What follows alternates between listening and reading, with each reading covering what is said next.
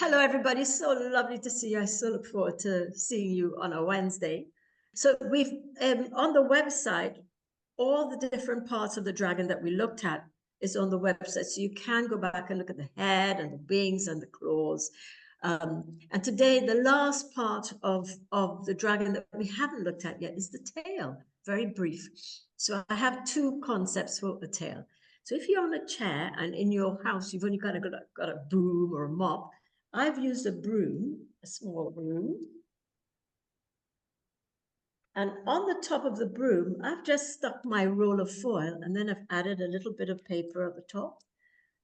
That I can use, you see, if you're on a chair or you want to use it in the background, I can put it at the back of my chair and use it, tape it to the chair so that it's in the background while we perform our dragon. So it becomes like the tail at the back of the dragon and it creates the impression of you wearing it when actually it's stuck to the chair. So that is one very simple way. Maybe there's something else you have. So it could be a number of glue rolls stuck together.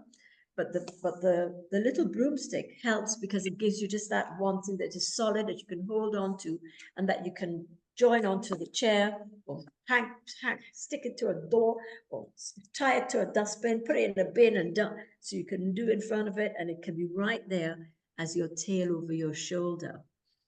So that's one idea of a kind of stiff tail. Now I have another idea, which is a more flexible tail. And the other tail, I didn't look at the spines on the back of the tail. So this one I've taken water bottles, and I've just tied them together. I've strung them together because I didn't want to go cutting into the plastic. That's just so hard to do and a bit unsafe. So what I've done is tied it together with a string that runs all the way along the top. And then in order so that it has movement and doesn't sort of go all over the place, I put a little piece of string underneath it as well. So that ties it together like that. And that gives me a lot of really quite interesting movement with my tail that can hang and swing, or I can play with it in the video, like a tail that's moving round. I can bring my tail up across around the front of me. I've left a little string so I can think about how I can wear the tail. Should I put it round, tie it here and tie it around my neck, tie it around my shoulder, like on the sleeve here, one piece. Oh, I also did it across my neck. Oh, I did like this, that was good. Or tie it like around my shoulder like this, so then I can have the tail come into the video. And like the dragon's whipping its tail around. So how is the tail made? Bottles strung together, and I just use sellotape to stick it together, and using offcuts like we had before. This is the offcut that we used to make the eyebrow with. This is an offcut that was from making parts of the head. And I've stuck those on. So each bottle has a fin spike along it. This one's a bit shark-like. And it's just tied in the middle. Oops, there. The sellotape has let go. There you go, just sellotaping it. So you don't have to cut it or make it difficult. You just have to string them together and then stick your shapes on. Now there is a little trick in making these stand up. And that is that when you take your shape, remember when we did these earlier on, the little tabs that you use for bend to make it stick onto. To stick it onto the top of your bottle,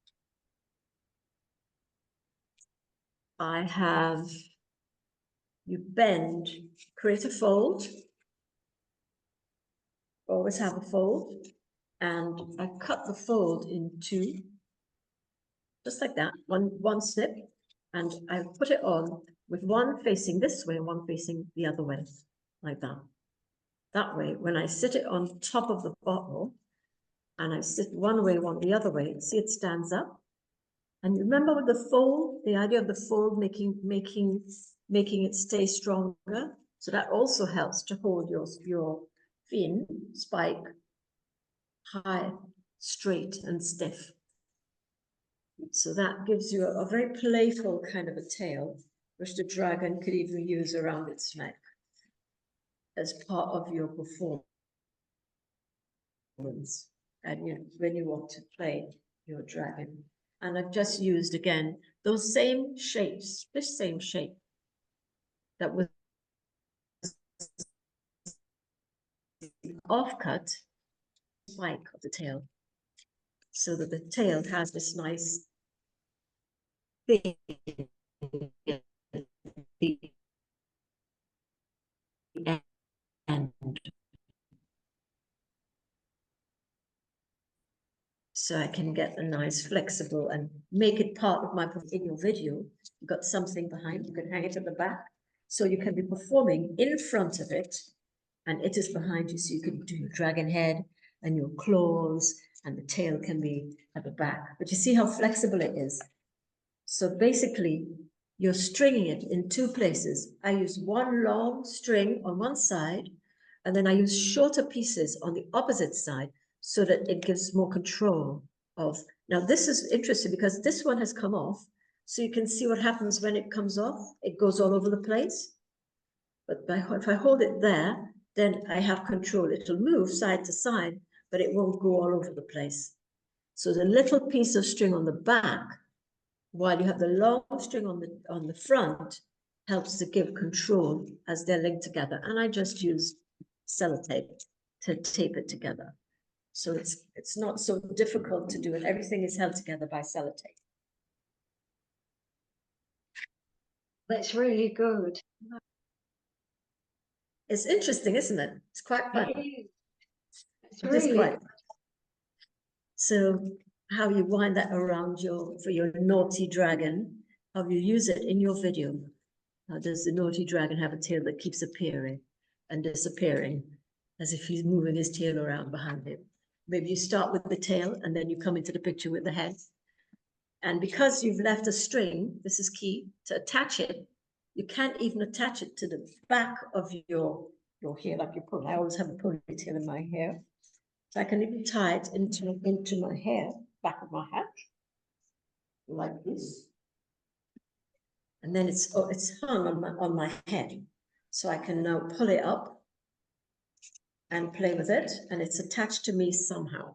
So you want to think about how you attach it to you somehow, including quite possibly just pinning it to your shoulder if you don't want to make it, because that's the other thing, I can make it into a loop. So it's hung on there, but you'll have your wing moving and all of this and your tail hung somewhere so you can reach it and include it in your performance. Okay? So that's the concept of the tail.